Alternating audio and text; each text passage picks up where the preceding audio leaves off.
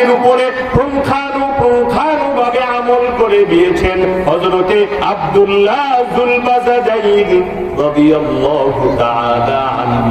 জীবনটারে বাজি রাখছে, জীবনটারে বাজি রাইখা হযরতে আব্দুল্লাহ যুলবাজাদাইন বলে জীবনটা ধন সম্পদ মালটারে ছেড়ে দিছে, কিন্তু ইসলাম লা ইলাহা ইল্লাল্লাহ এই শব্দটা একটা বারের জন্য আব্দুল্লাহ ভুলা যায় নাই।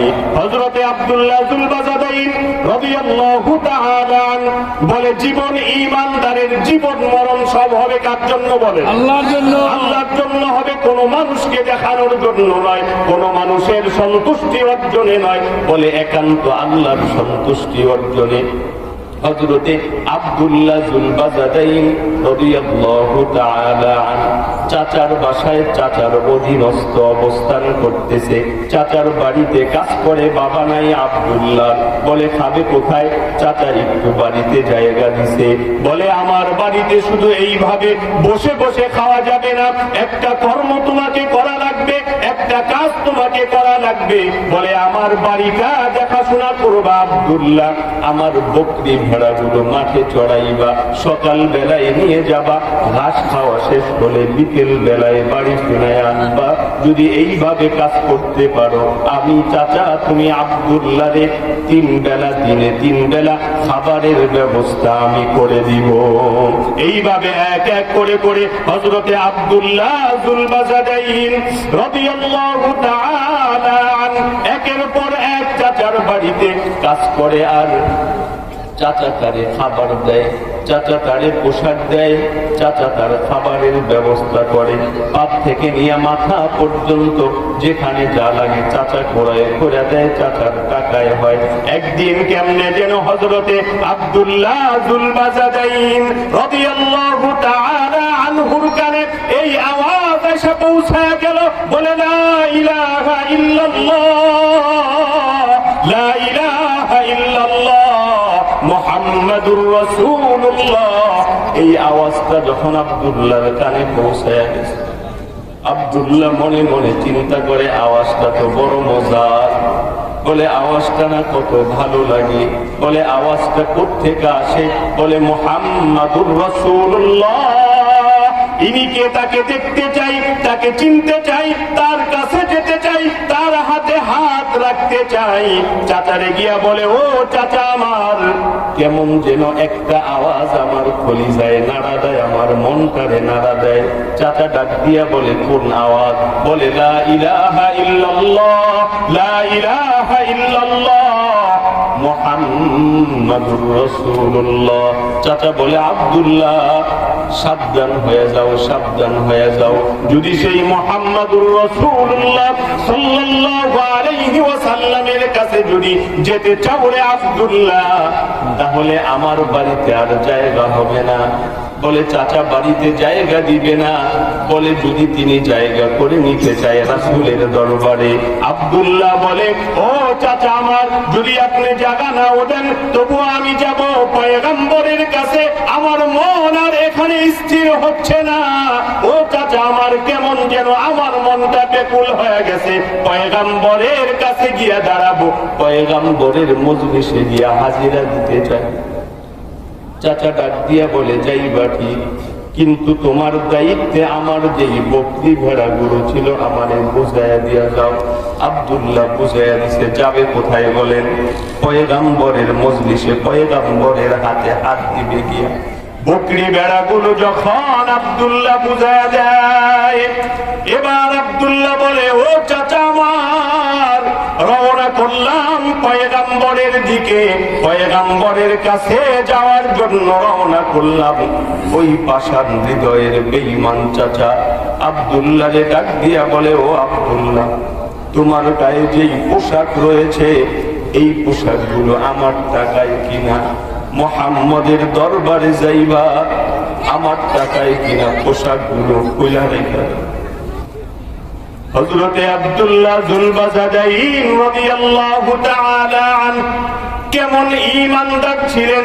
বলে জীবন মরণ সব আল্লাহর জন্য, সব ছেড়ে দিতে পারি, কিন্তু ইসলাম যে ছেড়ে দিতে পারি না, লা ইলাহা ইল্লাল্লাহ ভুলে যেতে পারি না, মুহাম্মাদুর রাসূলুল্লাহ সাল্লাল্লাহু আলাইহি ওয়াসাল্লাম তার ভালোবাসা অন্তর থেকে ভুলে যেতে পারি না।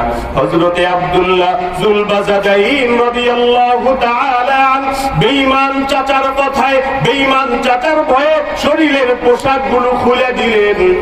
ঘরে জনম দুঃখিনী মা বসে আছে। আব্দুল্লাহ ঘরের দরজায় গিয়ে নক করলেন, ডাক দিলেন, বললেন, ও মা, আমি চললাম রাসূলের দরবারে।